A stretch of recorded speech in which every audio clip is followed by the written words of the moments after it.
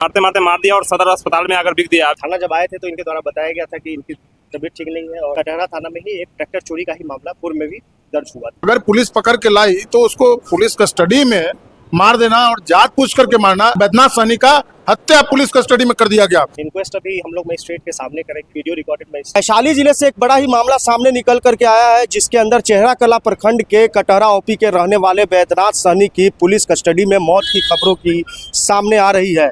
इस खबर के फैलते ही पूरे जिले के अंदर जो है एक तरीके का माहौल बन गया और तमाम जो भी उनके चाहने वाले जो लोग थे वो सदर अस्पताल में पहुंचे और सदर अस्पताल को पूरी तरीके से रणक्षेत्र में बदल दिया गया। इस कहानी के पीछे अगर आपको लेकर के चले तो मैं आपको बताना चाहता हूं कि आज से कुछ दिन पहले गंगा ब्रिज थाने के अंदर एक ट्रैक्टर चोरी से संबंधित एक एफआईआर दर्ज किया गया था। उस एफआईआर दर्ज में सीसीटीवी के हिसाब से पहचान की गई तो बाद में पता लगा कि उस ट्रैक्टर को चोरी करने वाला कोई और नहीं बल्कि बैद्यनाथ सहनी था।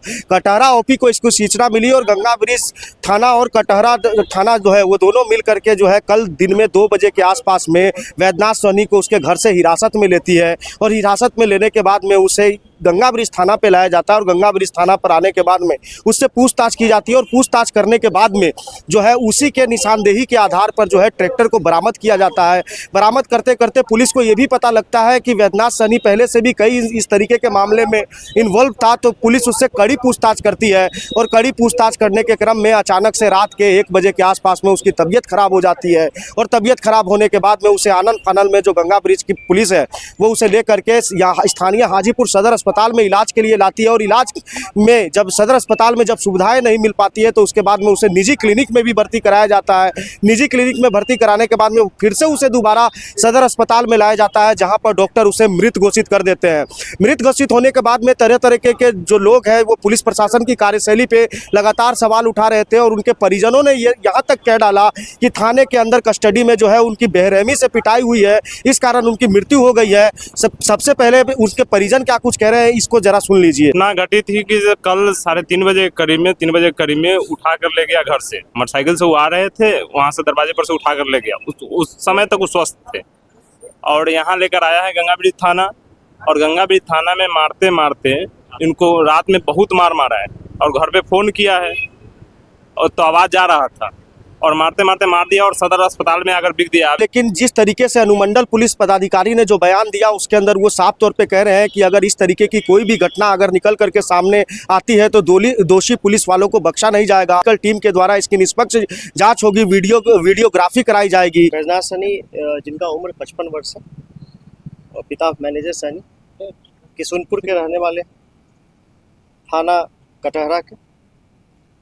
गंगा ब्रिज थाना अंतर्गत दिनांक 28-29 की रात्रि में एक ट्रैक्टर चोरी का मामला प्रतिवेदित हुआ था, जिस संदर्भ में कांड अनुसंधान के क्रम में उनको कल रात में 8 बजे गिरफ्तार किया गया और उन्हीं के निशानदेही पे जो है ट्रैक्टर भी बरामद की गई जो चोरी की ट्रैक्टर थी। उसके बाद उन्हें थाना लाया गया था। थाना लाने के उपरांत जो है उनकी तबीयत कुछ बिगड़ गई थी, उनके साथ और भी व्यक्ति को लाया गया था पुलिस अभिरक्षा में।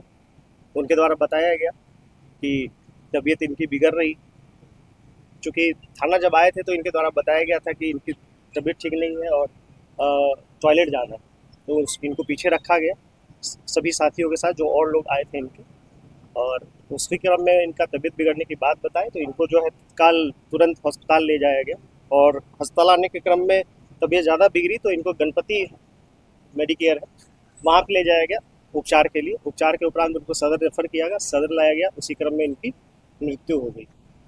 और अभी तक जो मामला आया है इनका जो है किस कारण से मृत्यु हुआ है, इसमें यही आ रहा है कि कोई तबीयत खराब हुई थी और इलाज के क्रम में इनकी मृत्यु हुई है। इंक्वेस्ट अभी हम लोग मजिस्ट्रेट के सामने करेंगे, वीडियो रिकॉर्डेड में होगा इंक्वेस्ट, साथ ही पोस्टमार्टम भी हम लोग अभी करवाएंगे जो कि वीडियो रिकॉर्डेड होगा और मेडिकल बोर्ड के द्वारा किया जाएगा। आरोपी भी पहले भी आरोपी और आरोपी के विरुद्ध पूर्व में भी एक चोरी का मामला अभी तक जो छानबीन किया गया है, कटहरा थाना में ही एक ट्रैक्टर चोरी का ही मामला पूर्व में भी दर्ज हुआ था। इस संदर्भ में परिवार से भी बात करने का प्रयास करेंगे कि इससे पहले कोई इनकी तबीयत खराब होने से कोई इलाज चल रहा था या कुछ इस संदर्भ में कोई मामला था या नहीं, वो हम लोग भी परिजनों का आरोप भी है कि पुलिस पुलिस के द्वारा अगर सख्ती की गई होती तो वो अभी मजिस्ट्रेट के समक्ष इंक्वेस्ट किया जाएगा। पूरा शरीर पे उसका चिन्ह अगर होगा तो वो सामने आएगा। ऐसा कोई भी चीज़ नहीं है। हम लोगों के द्वारा तत्काल जैसे ही पता चला कि उसकी तबीयत बिगड़ी है, फौरन उसको उपचार के लिए ले जाया गया। उनके जो साथ में आए थे पुलिस अभिरक्षा में, उनके द्वारा ही ये चीज़ का सूचना दिया गया। जांच टीम भी बनेगी, ये तो आगे की बात है। फिलहाल जो प्रक्रिया होती है कि जो इंक्वेस्ट किया जाएगा मजिस्ट्रेट के समक्ष होगा, वीडियो रिकॉर्ड होगा, साथ में पोस्टमार्टम भी होगा और बाद में जो भी प्रक्रिया होगी फॉलो।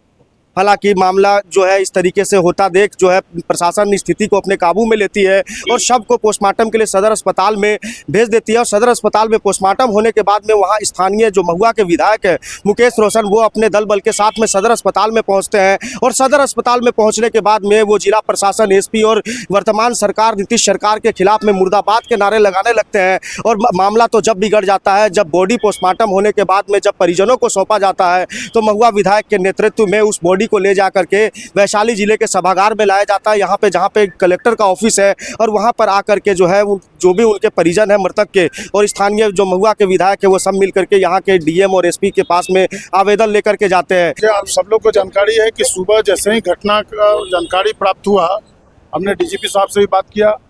और चूंकि यह जिला डीजीपी साहब का है और जो लोग सुशासन का दावा करते हैं, लगातार इस तरीके का घटना ये दूसरी घटना है जो पुलिस कस्टडी में दरोगा के द्वारा मारपीट करके हत्या कर दिया गया है।